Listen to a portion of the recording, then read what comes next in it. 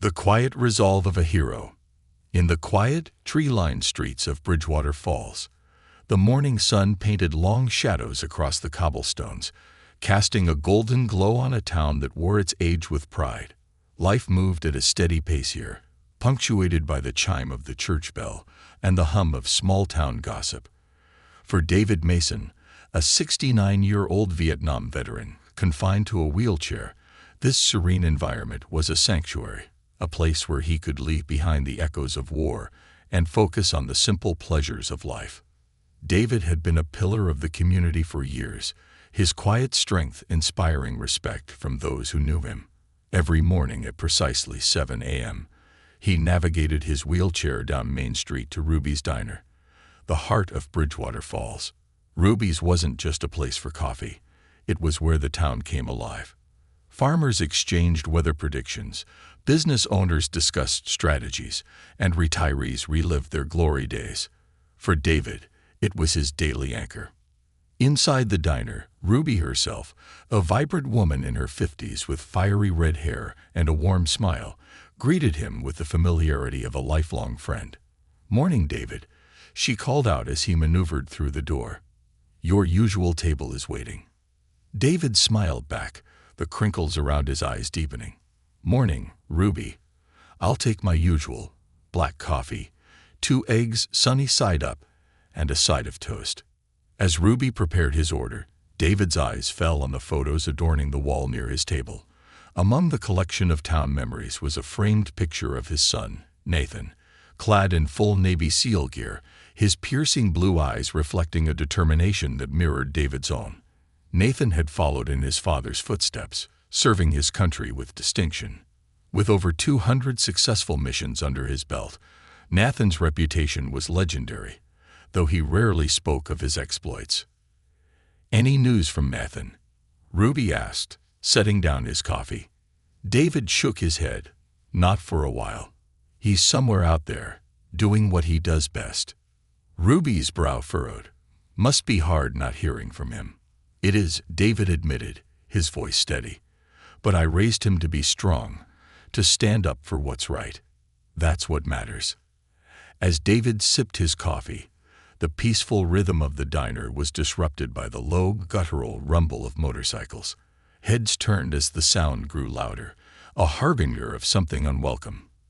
The door swung open, and a group of men strode in, their leather jackets bearing the emblem of a clenched fist wrapped in chains, the unmistakable insignia of the Iron Talons, a notorious gang that had recently been expanding its territory. Their leader, a towering man with a shaved head and a menacing presence, scanned the room with cold, calculating eyes. "Nice place you got here," he drawled, his voice laced with mockery. "Real cozy." Ruby stiffened but managed to keep her composure. "What can I get you boys?" The leader smirked. "We're not here for the menu, sweetheart. We're here to talk business. Protection business." David's hand tightened on his coffee cup, his instincts honed by years of military training kicking in. He watched as the gang leader leaned over Ruby's counter, his tone turning threatening. "It'd be a shame if anything happened to a nice spot like this." Ruby squared her shoulders, her defiance unshaken. "We don't need your kind of protection. This town takes care of its own." The leader's smile vanished, replaced by a scowl. "Wrong answer." Before anyone could react, the gang turned their attention to David. Well, what do we have here?" One of them sneered, eyeing his wheelchair. "A war hero, huh? Looks like your fighting days are over, old man." David met their taunts with a steely gaze. "You're right about one thing. I don't fight anymore. But that doesn't mean I've forgotten how." The leader laughed, though there was a flicker of unease in his eyes. Tough talk for someone who can't even stand. Ignoring the provocation, David turned to Ruby. "Call the sheriff." Ruby nodded and reached for the phone, but one of the gang members snatched it away, smashing it against the counter. "No need for that," the leader said. "We'll settle this our way." As tension filled the room, the gang made their exit, their parting words a chilling promise. "We'll be back. And next time, You'll see what happens when people don't show respect." The motorcycles roared to life, their engines echoing through the streets as they disappeared into the distance. Ruby let out a shaky breath, her hands trembling as she collected the shattered pieces of her phone. "They'll be back," she said, her voice barely above a whisper. David nodded grimly. "Yes, they will. But they don't know this town like I do." As the day wore on, news of the gang's visit spread like wildfire. Fear took root, but so did resolve. David knew the Iron Talons underestimated Bridgewater Falls, mistaking its quiet nature for weakness. What they didn't realize was that this town had a core of steel, and David Mason was its heart. Later that night, as David sat alone in his modest home, he reached for a secure satellite phone he hadn't used in years. He hesitated for a moment, his hand hovering over the keypad. He taught Nathan to fight for what mattered, to stand against injustice, but asking for his help now felt like pulling him away from his duty. But as he thought about Ruby, the diner, and the town he loved, David made his decision. He dialed the number and waited. When Nathan's voice came through, calm and steady, David felt a surge of relief. "Dad," Nathan said. "What's wrong?" "They'd brought trouble to our town, son," David replied, "and I need your help to stop it." Nathan's response was immediate, his tone resolute. "I'm on my way." David hung up, a sense of hope stirring in his chest. He knew that when Nathan arrived, the Iron Talons would learn a lesson they'd never forget. In Bridgewater Falls, strength wasn't measured by intimidation or violence. It was defined by the courage to protect what mattered most. The storm was coming, but so was the Mason family. And this time, the town wouldn't face it alone. Storm clouds gather. The days following the Iron Talons' unwelcome arrival brought a palpable tension to Bridgewater Falls. Like a storm brewing on the horizon, everyone felt its weight, heavy and oppressive. The gang had made good on their promise to return. They didn't storm into Ruby's again. No, their approach was far more insidious. First came the graffiti, bold and mocking, sprayed onto the walls of beloved landmarks. Iron Talons rule, painted in crimson on the side of Ruby's diner. Next, several local businesses found broken windows and slashed tires in the early hours of the morning. The quiet safety of the town was cracking under the pressure. David Mason, however, remained unmoved. Each morning, he made his way to Ruby's as he always did, his routine unchanged. For him, it wasn't just about breakfast. It was a statement. The gang's efforts to intimidate him were wasted. He wasn't just a man in a wheelchair. He was a man forged in the fires of war, a man who had faced worse than a group of overconfident thugs. Nathan had assured him during their brief phone conversation that he was assembling what he called reinforcements. David didn't ask what that meant. He trusted his son implicitly. What mattered was that help was coming. The town's breaking point. On the fourth day after the gang's initial visit, things escalated. The Iron Talons began harassing residents directly. A mother walking her child to school reported being followed by 3 gang members on motorcycles, their engines growling ominously as they trailed her down the street. Tom Harris, the owner of the town's hardware store, found a threatening note tacked to his door. "Pay up, or you'll pay another way." Tom had fought hard to keep his store alive, but now he was visibly shaken. David stopped by the store that morning to check on him. "Tom, you can't let them win. You know that, don't you?" Tom, a man in his 50s with a soft demeanor, looked up from where he sat on a stack of lumber, his hands trembling. "I've got a family, David. A wife, 2 kids. If I don't pay, what if they come after them?" David placed a steadying hand on Tom's shoulder. "That's how they win, by making us afraid. You think they'll stop with your family. They won't. The only way to stop them is to stand together." Tom nodded slowly, though fear still lingered in his eyes. David left him with a promise. "We're not alone in this, Tom. Trust me, we'll get through it." An unexpected ally. Later that day, Ruby pulled David aside at the diner. Her usually cheerful face was clouded with worry. "David, I don't know how much more of this the town can take." People are scared. Some are even talking about giving the gang what they want just to make them go away. They won't go away, Ruby, David replied firmly. Once you start giving in, they'll bleed this town dry. As they spoke, the door to the diner opened, and a young man walked in. David recognized him immediately. Alex Carter, the newest deputy in the sheriff's office. Alex was young, fresh out of the academy, and still learning the ropes. Mr. Mason, Alex said, approaching David's table. Sheriff Harper sent me to check in with you. He said you probably have some insight on how we can deal with this situation. David studied the young deputy, noting the nervous energy beneath his professional demeanor. You've got courage, son, coming in here to ask for advice. That's a good start. Alex nodded, trying to mask his unease. Sheriff Harper said you'd know what to do. We're outnumbered, underfunded, and most of us don't have the kind of experience you do. David leaned back in his chair, his expression thoughtful. You're not going to win this with brute force, Alex. These men think they own this town because they're organized, but they've underestimated us. The key is to outthink them, not outfight them. Preparing the battlefield. That evening, David called for an impromptu meeting at Ruby's, inviting key community members. Tom Harris, Ruby, Alex Carter, and a handful of other trusted locals.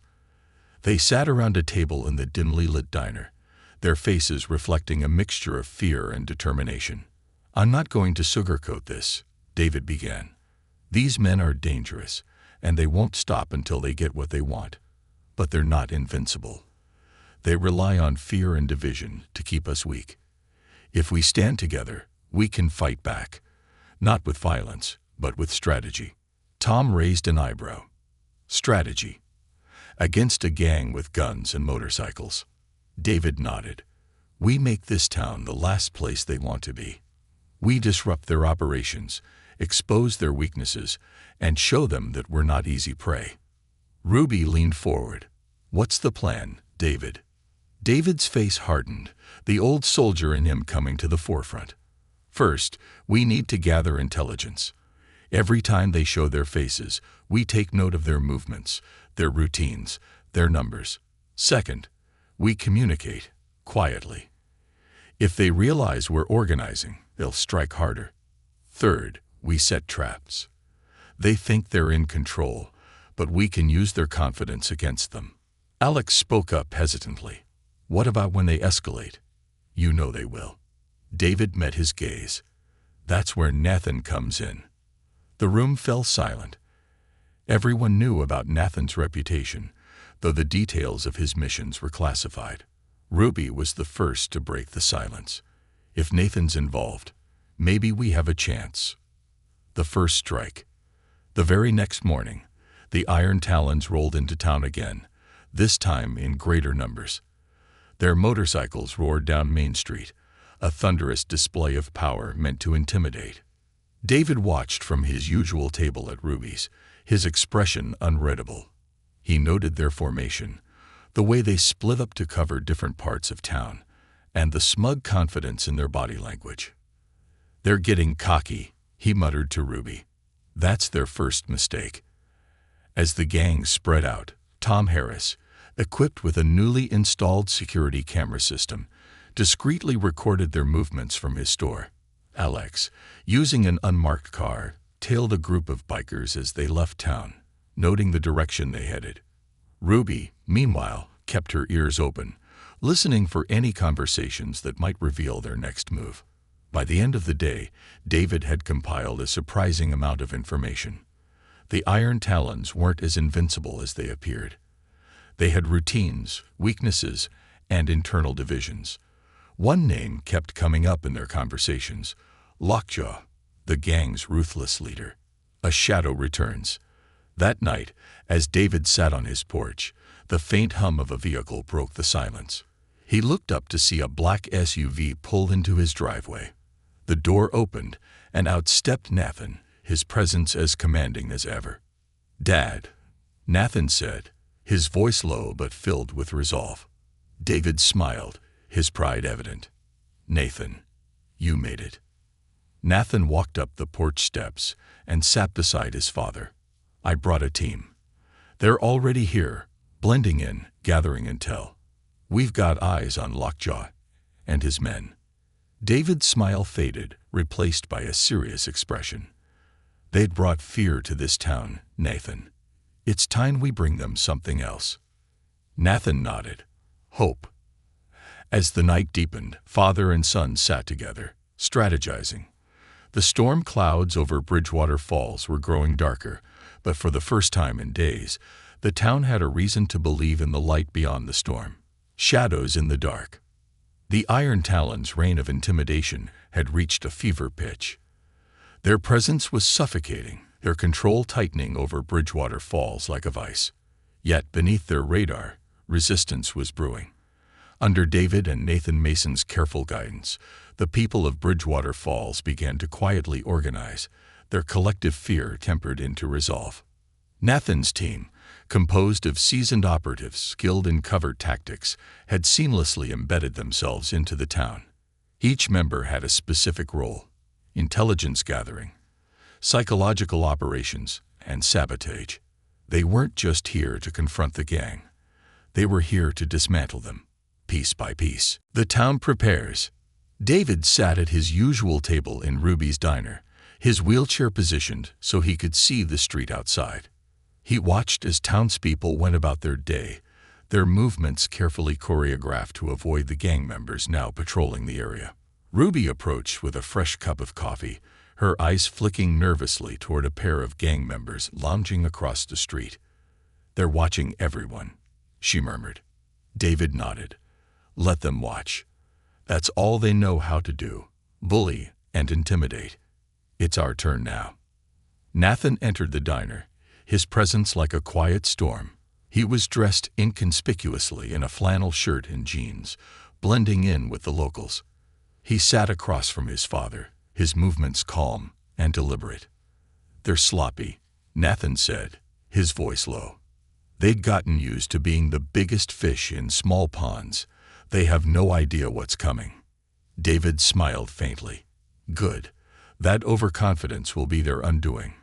Nathan pulled out a small tablet, its screen showing a detailed map of the town.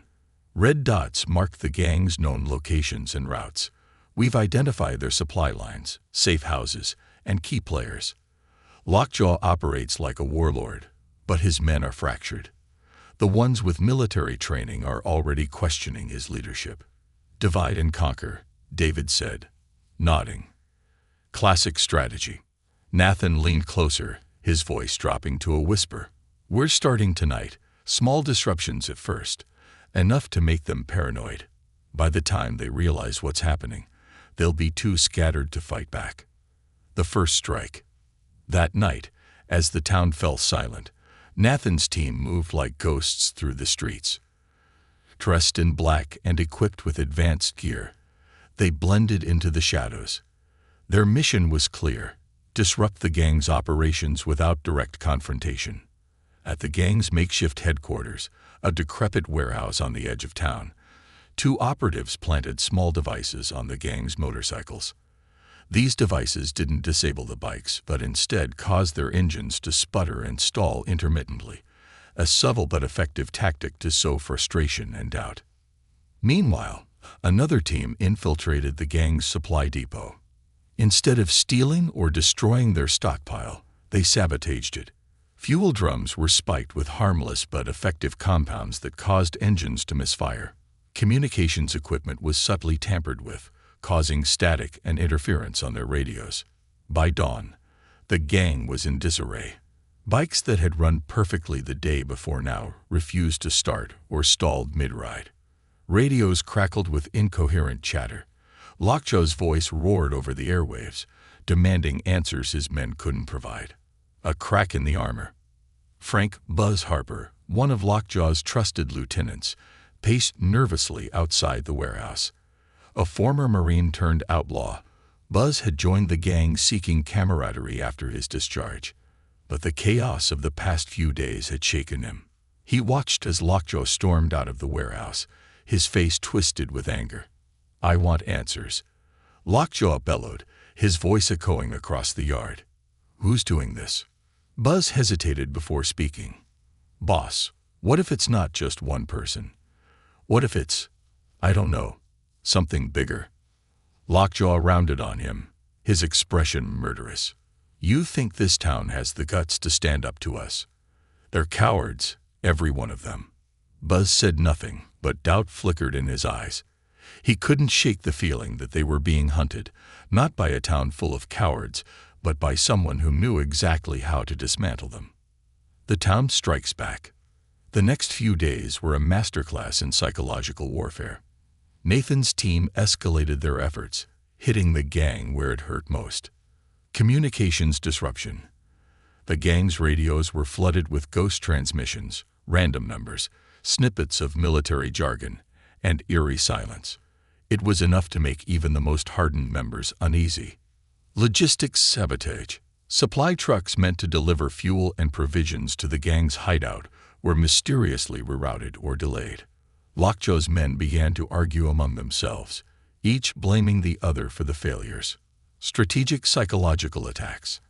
At night, the gang's safe houses were infiltrated, not for destruction but for psychological impact. Locks were picked, doors were left ajar, and lights were turned on. Subtle signs that someone had been there. By the end of the week, the once dominant gang was a shadow of its former self. Paranoia ran rampant, with members accusing each other of betrayal. Buzz, along with a few other veterans in the gang, began to question Lockjaw's leadership openly. The town transformed. David watched these developments with quiet satisfaction. At Ruby's, the townspeople began to notice the shift. Fear still lingered, but it was tempered by a growing sense of hope. Tom Harris approached David one morning, his posture straighter than it had been in weeks. "David, I think we got a chance. Whatever your son's doing, it's working." David smiled. "It's not just Nathan. It's all of us. We're stronger than they ever thought we'd be." Ruby chimed in from behind the counter. "They wanted to break us, but all they've done is bring us closer together." The final straw. On the 7th night, Lockjaw convened a meeting with his lieutenants, their frustration and fear boiling over. "This stops now," Lockjaw growled, slamming his fist on the table. "We're taking this town back by force. No more games." Buzz hesitated before responding. "Boss, maybe we should pull back. Whoever's doing this, they're not amateurs. We're out of our depth." Lockjaw's eyes narrowed. "You going soft on me, Buzz?" "No," Buzz replied, though his voice lacked conviction. "I'm just saying we need to rethink our strategy." Lockjaw didn't respond. Instead, he turned to the rest of the room. "Tomorrow, we remind this town who we are. They think they can fight back. Fine. We'll show them what happens when they cross the iron talons." A warning delivered. That night, as Lockjaw prepared his men for their planned show of force, a single envelope was delivered to the warehouse. Inside was a photograph of Nathan Mason standing outside Ruby's diner, his arms crossed and his expression calm. Beneath the photo were the words, "You've already lost. Leave now, or the next move will be your last." Lockjaw crumpled the paper in his fist, his face a mask of rage. But for the first time, even he couldn't ignore the chill creeping down his spine. The storm was reaching its breaking point, and Bridgewater Falls was ready. The turning tide. The morning sun rose over Bridgewater Falls, casting long shadows on streets that had seen more activity in the past 2 weeks than in the past 2 years. Despite the sunlight, an air of unease gripped the town. The Iron Talons were still here, their motorcycles lined up like battle wagons outside the decrepit warehouse they'd claimed as their headquarters. But there was a noticeable shift in the gang's demeanor. Their confidence had frayed, their swagger reduced to tense, uncertain movements. Inside Ruby's diner, the usual breakfast chatter was subdued. Ruby moved between tables, pouring coffee and offering smiles she didn't quite feel. At the corner table sat David Mason, his wheelchair positioned to face the street as always. Across from him was his son, Nathan, who wore a flannel shirt and jeans, blending in effortlessly with the locals. Yet there was no mistaking the intensity in his eyes or the controlled energy in his posture. "They're unraveling," Nathan said quietly, his voice steady and measured. "Lockjaw's grip on his men is slipping. They're turning on each other." David nodded, his gaze fixed on the motorcycles across the street. "That's what fear does. It makes people doubt. Doubt leads to mistakes." Nathan leaned closer, his voice dropping.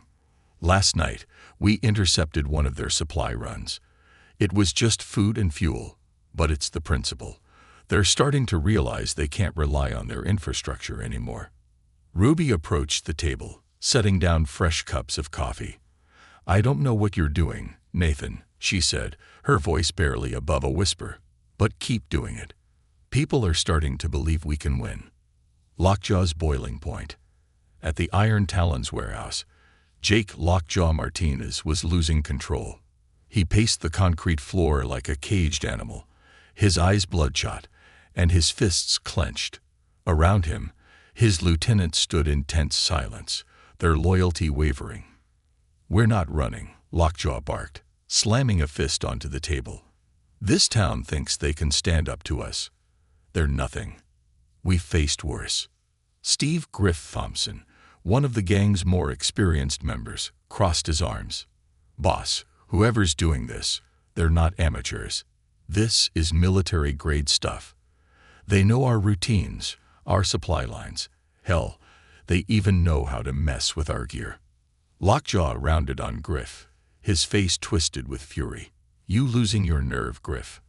Maybe you want to explain to everyone here why you think we should run with our tails between our legs." Griff didn't flinch, but his silence spoke volumes. Others in the room shifted uncomfortably, their confidence in Lockjaw clearly waning. "We hit them tonight," Lockjaw declared, his voice rising. "Full force. Burn their stores, trash their homes, make them regret ever standing up to us." Buzz Harper, Lockjaw's second-in-command, hesitated. "Boss, if we go that route, there's no turning back. This isn't just about intimidating a town anymore. It's war." Lockjaw's glare was enough to silence further protest. War's exactly what they're going to get. The Mason Plan. That evening, as the town braced for another assault, Nathan and his team convened in the back office of Ruby's Diner. Beth Armstrong, a councilwoman and veteran advocate, was there as well, along with Sheriff Harper and a handful of trusted locals. Nathan spread a map of the town on the table, marking key locations with red and blue pins. "Lockjaw's predictable. He's going to lash out tonight, probably targeting businesses like Ruby's and Tom's hardware store. He wants to send a message, but he doesn't realize he's walking into a trap." Beth frowned. "A trap? Nathan, these people are armed and dangerous. What kind of trap are we talking about?" Nathan met her gaze with calm assurance. "Controlled chaos. We'll guide their movements, isolate their units, and pick them apart. My team will handle the heavy lifting, but we'll need the town to play its part." Sheriff Harper spoke up. "You're asking civilians to get involved in a tactical operation." "No," Nathan replied firmly. "I'm asking them to be vigilant, to report what they see, and to stay out of harm's way. My team and I will do the rest." David, who had been silent until now, finally spoke. "Bridgewater Falls isn't just any town, Sheriff. These people are strong, and they're tired of being afraid. If anyone can stand together and see this through, it's them." The night falls. As darkness descended, the town went eerily quiet. Shops closed early, their windows darkened and doors locked. But behind the scenes, Bridgewater Falls was alive with quiet activity. Nathan's team moved like shadows, setting up surveillance points and strategic chokeholds. At the hardware store, Tom Harris worked with Alex Carter to fortify the building, rigging the back entrance with makeshift barricades. Ruby and Maria, her daughter, quietly moved supplies into the diner's basement, turning it into a makeshift command center. By midnight, the Iron Talons were on the move. Motorcycles roared to life, their engines shattering the silence as they split into groups to hit multiple targets. The first group arrived at Tom's hardware store, their headlights cutting through the darkness. As they dismounted, they found the front entrance locked and the windows boarded up. "Bust it down," one of them growled. As they approached, a deafening screech erupted from an unseen speaker. It was an old security alarm, rigged to activate at their presence. Floodlights snapped on, illuminating the gang members in blinding light. From a nearby alley, Nathan's operatives moved in. Silently and efficiently, they disarmed the gang members, zip-tying them before they even knew what hit them. Chaos and coordination. At Ruby's Diner, another group of gang members attempted to break in. They were met with reinforced doors and windows that refused to budge. Frustrated, they circled to the back, only to find themselves surrounded by more operatives. Beth Armstrong, armed with nothing but a camera and a sharp tongue, filmed the confrontation from a safe distance. "Smile for the police," she called out, her voice cutting through the chaos. Meanwhile, the remaining gang members regrouped at the warehouse, only to find it swarming with Nathan's team. Their motorcycles had been disabled, their radios jammed. Lockjaw, realizing too late that he'd been outmaneuvered, retreated into the building. Lockjaw's last stand. Nathan himself led the final charge into the warehouse. He moved with the precision of a man who had faced far worse than a gang of bikers. Each step was calculated, every corner cleared with practiced efficiency. When he reached Lockjaw's makeshift office, the gang leader was waiting, a pistol clutched in his trembling hands. "This ends here," Nathan said, his voice calm but commanding. Lockjaw sneered, though fear flickered in his eyes. "You think you can take me down? You're just like your old man. Weak." Nathan's expression didn't change. "My father taught me that real strength isn't about hurting people. It's about protecting them. Something you never understood." Before Lockjaw could respond, Nathan moved. In a blur of motion, he disarmed the gang leader, sending the pistol clattering to the floor. Within seconds, Lockjaw was restrained, his reign of terror brought to an unceremonious end. The dawn of a new day. By sunrise, the Iron Talons were no more. Lockjaw and his remaining loyalists were in custody, their operations dismantled. The town, though battered, stood strong.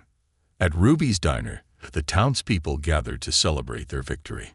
Tom Harris, Ruby, Beth, and Sheriff Harper shared stories of the night's events, their laughter and camaraderie a stark contrast to the fear that had once gripped them.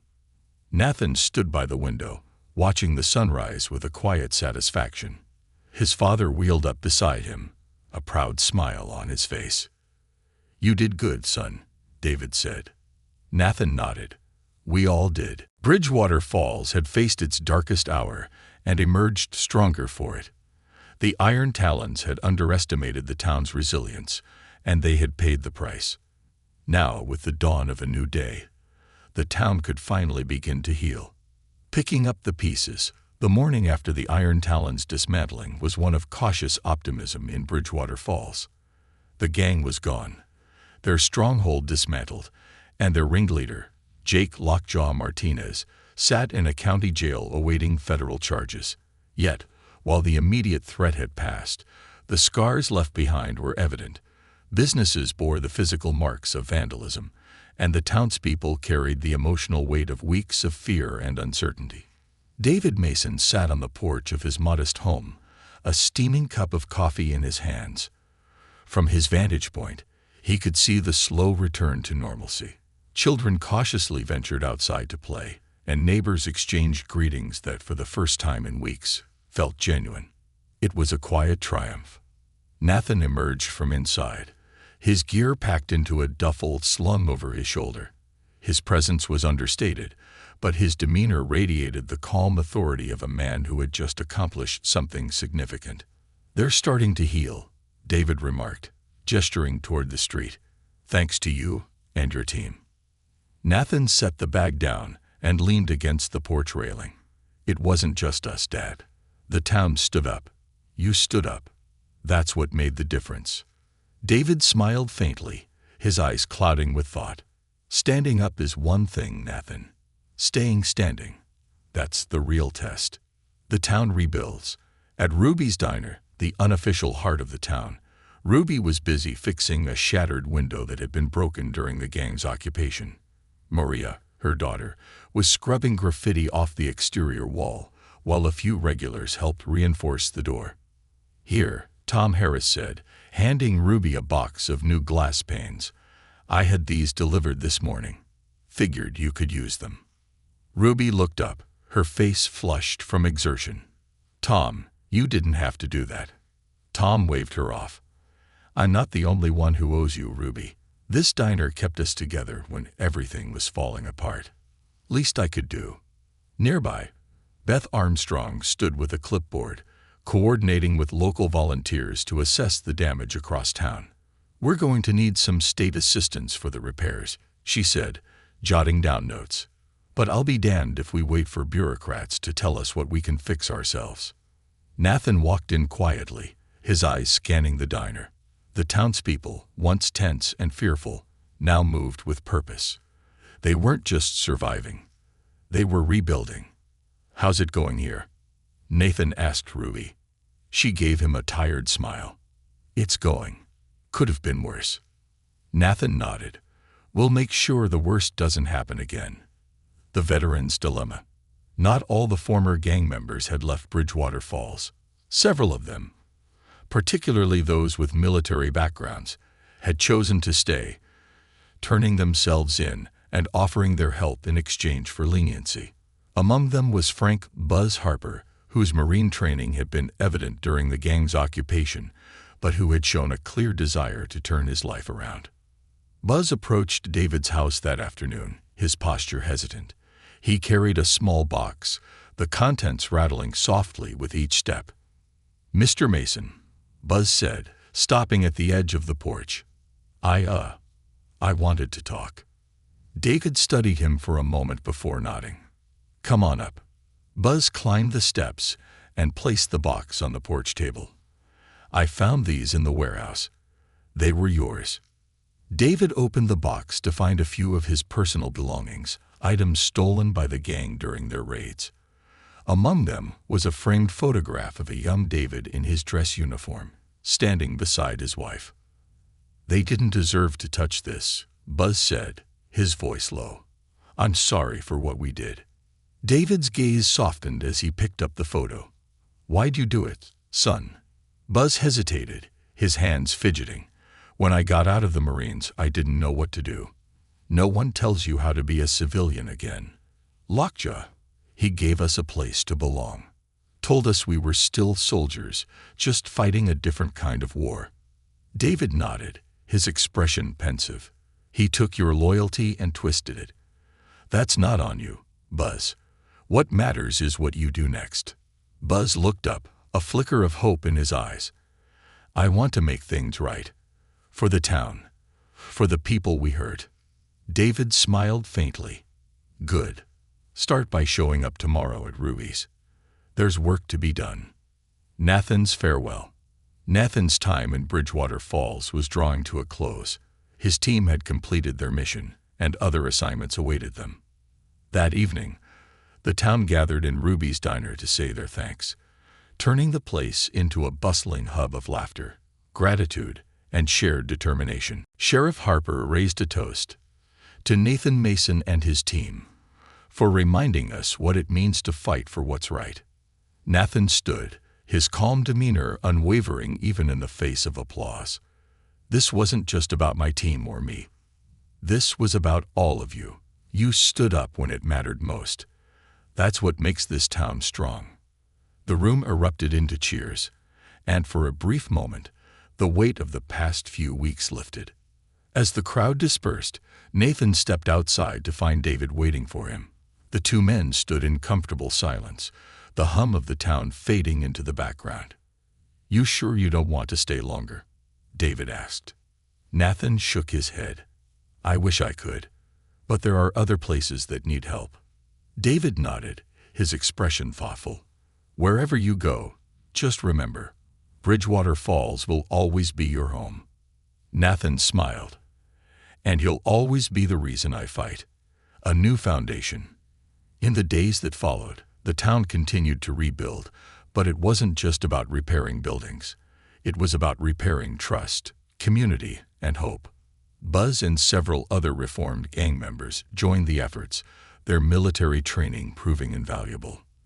Beth Armstrong worked tirelessly to secure funding for repairs, while Ruby's Diner became the center of a new sense of unity. David, now something of a town hero, spent his mornings at Ruby's, sipping coffee and offering words of encouragement to anyone who needed them. He was a symbol of resilience, a reminder that strength didn't come from intimidation, but from standing together. The lesson of strength. Months later, Bridgewater Falls looked very different. The scars left by the iron talons had been replaced by signs of growth and renewal. The hardware store had expanded, the diner had a fresh coat of paint, and a new community center was under construction, a project spearheaded by Buzz and other veterans looking for redemption. David sat on his porch, watching as children played in the street and neighbors exchanged greetings. He thought about Nathan, who was likely halfway around the world by now, and smiled. Strength wasn't about fighting. It wasn't about violence or fear. It was about protecting what mattered, standing up for others, and building something that lasted. Bridgewater Falls had learned that lesson well, and the town would never be the same. It would be better. The legacy of strength. Bridgewater Falls, once a quiet town overshadowed by fear, was now thriving. The resilience of its people and the strength of its community were woven into the fabric of everyday life. The iron talons were long gone, their attempts to dominate the town reduced to whispers of a failed invasion. But the journey from survival to renewal was far from over. What the town had endured would shape its future, and the lessons learned would ripple far beyond its borders. A town united. Months after the Iron Talon's downfall, Ruby's Diner had become more than a local hangout. It was the town's beating heart. Every morning, the diner buzzed with the sounds of clinking coffee cups, laughter, and conversations about everything from upcoming harvests to ambitious town projects. Ruby's daughter, Maria, now a certified nurse, had taken a more prominent role in community outreach, offering free first aid workshops and health checkups at the diner on weekends. David Mason, as was his custom, sat at his usual table by the window, his presence a source of quiet strength. Across from him sat Beth Armstrong, a clipboard in hand, going over the final details of an ambitious new project. "So, the community center is officially happening," Beth said, her tone triumphant. "We've secured the funding, and Buzz is rallying the veterans to help with construction. It's going to be a place for everyone, kids, families, and especially those who've struggled to find their footing after serving." David smiled, a flicker of pride in his eyes. "Buzz is a good man. He just needed a reminder of who he is." Beth nodded. "He's not the only one. A lot of the guys who turned themselves in are working hard to make amends. It's incredible to see how they've transformed." As they spoke, Buzz himself entered the diner, his once nervous demeanor replaced by quiet confidence. He wore a construction vest over his shirt and carried a set of blueprints under his arm. Spotting David, he made his way over. "Mr. Mason," Buzz said, his voice steady, "I just wanted to let you know. We're breaking ground on the center tomorrow. It wouldn't have happened without you." David shook his head. "It happened because you chose to make it happen, Buzz. You and everyone else who decided to stand up and do the right thing." Buzz smiled, the weight of his past no longer visible in his eyes. "Still, I owe you. This town owes you." A father's pride. Later that day, David sat on his porch, a letter from Nathan in his lap. His son's handwriting was precise, the words carrying the weight of a man who had seen the world's darkest corners, but still believed in its light. "Dad, things are quieter here for now, but you know how that goes. I've been thinking a lot about Bridgewater Falls, about what you taught me and what we accomplished together. You were right. Strength isn't about force. It's about resilience, about standing for something bigger than yourself. The stories I tell my team always seem to circle back to you, to the way you never let anything, not a war, Not a wheelchair, not even a gang. Define who you are. I hope one day, when this is all behind me, I can come back and sit on that porch with you, just watching the town you helped save. Until then, take care of yourself. And don't let Ruby charge you for coffee. With love, Nathan. David reread the letter, his chest swelling with pride. Nathan's journey had taken him far from home, but the values David had instilled in him had remained constant. For all the dangers Nathan faced, David knew his son was exactly where he needed to be, doing the work he was meant to do. A new purpose. As the weeks passed, the town's transformation continued. The community center rose steadily, its walls a testament to the collaborative spirit of Bridgewater Falls. Veterans like Buzz worked alongside civilians, their shared effort erasing the divisions that had once defined them. Beth spearheaded new programs, including a mentorship initiative pairing veterans with young people in the community. The goal was simple: to bridge the gap between generations and provide guidance for those searching for purpose. One of the most meaningful moments came when a group of veterans, inspired by the town's journey, formed a support network for former service members struggling with reintegration. They called it the Second Mission Alliance, emphasizing that life after service was just the beginning of a new kind of duty. David was asked to be the keynote speaker at the Alliance's first gathering. Though he hesitated at first, unsure of what he could offer, he eventually agreed. The speech. On a crisp autumn morning, David rolled onto the stage of the newly opened community center. The room was filled with veterans, their families, and townspeople who had come to celebrate the occasion. Nathan's letter sat folded in David's jacket pocket, a quiet reminder of the legacy they had built together. David cleared his throat, his voice carrying the weight of years lived with purpose. When I came back from Vietnam, I thought the hardest part was over. I was wrong. The hardest part wasn't the war. It was finding a reason to keep fighting after the war was done. For a long time, I felt lost, like I didn't belong. But this town reminded me of something I'd forgotten. Strength isn't just about surviving the worst. It's about building something better afterward. It's about standing together, even when it's easier to stand apart. He paused, his gaze sweeping the crowd. What happened here wasn't just about beating the Iron Talons. It was about proving to ourselves that no matter how dark things get, we have the power to bring back the light. And now, it's up to all of us to keep that light burning. The room erupted into applause, the sound carrying with it a shared sense of purpose. The legacy endures. Bridgewater Falls became a symbol of resilience, its story spreading far beyond the town's borders. Journalists wrote articles about how a small community had stood up to a powerful gang and won. Veterans groups from neighboring towns reached out to learn from the Second Mission Alliance, inspired by their model of healing and reintegration. David, for his part, continued his quiet life, though he found himself busier than ever. He became a mentor to young veterans, a confidant to those struggling with their own battles, and a constant presence in the town he loved. One evening, as the sun dipped below the horizon, David sat on his porch, the sound of children's laughter echoing down the street. He thought about the journey Bridgewater Falls had taken, from fear to strength, from division to unity. It hadn't been easy, but nothing worthwhile ever was. In the distance, the faint hum of motorcycles drifted on the breeze. But this time, it wasn't a threat. It was Buzz and a group of veterans on their way to the community center, their bikes carrying supplies for the next phase of its expansion.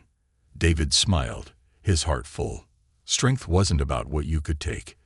It was about what you could give. And Bridgewater Falls had given more than anyone could have imagined. The town had its scars, but it also had something far more enduring: hope. The final chapter. As twilight settled over Bridgewater Falls, the soft hum of life filled the air, the distant chatter of families, the rhythmic thud of construction at the community center, and the occasional laughter from Ruby's diner. The town was alive in a way it hadn't been in years, and David Mason, sitting on his porch, felt the weight of what they had all achieved. Buzz Harper approached on foot, carrying a small wooden box. He looked different now, his once nervous movements replaced by a steady confidence. The scars of his past hadn't disappeared, but they had been reshaped into something stronger. "Mr. Mason," Buzz said, his voice firm but warm, "I wanted to bring you this. It's from all of us. The guys who stayed, who wanted to make things right." David gestured for him to sit. Buzz hesitated before lowering himself into the chair next to the porch railing. He handed over the box, his hand steady. Inside, David found a plaque engraved with a simple message. "To David Mason, for reminding us that strength isn't measured by power, but by purpose. Thank you for giving us a second chance." David's throat tightened as he ran his fingers over the words. "You didn't have to do this, Buzz." "We did," Buzz replied. "You gave us a way back. You showed us that it wasn't too late to change. This town, it's more than just a place now. It's a home." David smiled, his eyes misting. "That means more to me than you know." Nathan returns. A few days later, an unexpected visitor arrived in Bridgewater Falls. As David sat at Ruby's, sipping his coffee and chatting with Beth about the latest town projects, the familiar hum of an SUV pulling up to the curb drew his attention. Nathan stepped out, his posture as composed as ever, but his face carried a rare, genuine smile. The sight of him brought the diner to a standstill. Conversations hushed, and heads turned toward the door as Nathan entered, his eyes scanning the room until they landed on his father. "Hey, Dad," Nathan said, his voice calm but warm. David rose from his wheelchair, his movements steady despite his age. He extended his hand, but Nathan pulled him into a hug instead. It was a rare display of emotion, and the room broke into quiet applause. "What brings you back?" David asked as they sat down. Nathan smirked. "I had a break between assignments. Figured I'd see how you're holding up." David chuckled. "The town's doing just fine. They don't need me hovering over them anymore." Nathan shook his head. "They'll always need you, Dad. You're the heart of this place." The two spent hours catching up, Nathan filling David in on his recent missions, and David sharing stories of the town's progress. Ruby and Maria joined in, along with Beth and Buzz. It was a small gathering, but it felt like a family reunion, a celebration of resilience, hope, and the bonds that held them together. The community center's dedication. The following morning, the entire town gathered for the grand opening of the new community center. The building stood as a testament to their unity, its modern architecture blending seamlessly with the town's timeless charm. A plaque near the entrance bore the names of every volunteer who had helped bring it to life. David was asked to cut the ribbon, an honor he accepted with quiet humility. Nathan stood beside him, his presence a silent reminder of the strength that had helped save the town. As the ribbon fell, the crowd erupted into cheers. Children ran inside to explore the new facilities, while adults marveled at the transformation. The center featured classrooms, a gym, a library, and even a memorial wall honoring veterans from Bridgewater Falls. Buzz Harper, now a respected leader in the community, approached the microphone to deliver a short speech. "This center isn't just a building. It's a promise that no one in this town will ever feel alone again. We've faced darkness together, and we've come out stronger for it. This place is proof of what we can achieve when we stand together." A new dawn. As the celebration continued, David found a moment of quiet on a bench outside the community center. Nathan joined him, the two sitting in companionable silence as the sun set over the town. "You did it, Dad," Nathan said after a while. "The town, the people, it's all because of you." David shook his head. "No, Nathan. I just reminded them of what they already had. They did the rest." Nathan leaned back, his gaze fixed on the horizon. "What now?" David smiled.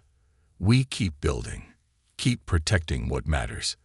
That's the real fight, Nathan, the one that never ends." Nathan nodded, his father's words settling deep in his heart. As the last rays of sunlight faded, The town of Bridgewater Falls stood as a beacon of resilience and hope, a place transformed not by the destruction it endured, but by the strength it found to rebuild. For David Mason, it was more than enough. And for Nathan, it was a legacy worth fighting for.